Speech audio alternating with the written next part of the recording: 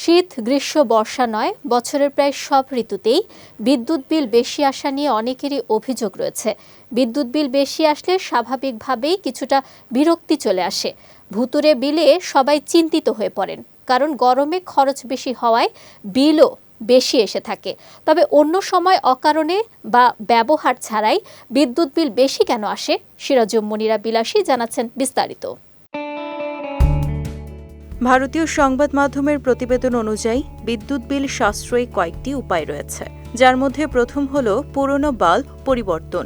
অর্থাৎ বাসাবাড়ির বাল্ব বা টিউবলাইট যদি বেশ পুরনো হয়ে থাকে, তাহলে সেসব পরিবর্তন করে সিএফএল বা এলইডি বাতি ব্যবহার করতে হবে, কারণ এসব বাতিতে বিদ্যুতের খরচ স্বাভাবিকভাবে কম আসে।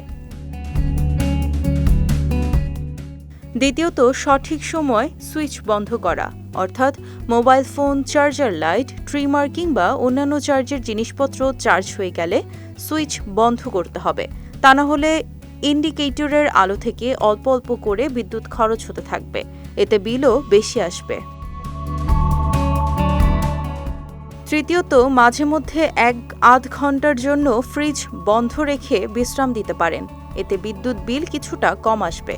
এছাড়া সাধারণত রিমোট দিয়েই এসি পরিচালনা করা হয়, তবে রিমোট দিয়ে এসি বন্ধ করার পর ইলেকট্রিক সুইচ আর বন্ধ করা হয় না। এতে প্লাগ থেকে এসিতে বিদ্যুৎ এসে থাকে, যা খরচ বাড়ায়। তাই এসি বন্ধ করার পর কিছুক্ষণের মধ্যে প্রয়োজন না হলে বোর্ডের সুইচ বন্ধ রাখা উচিত।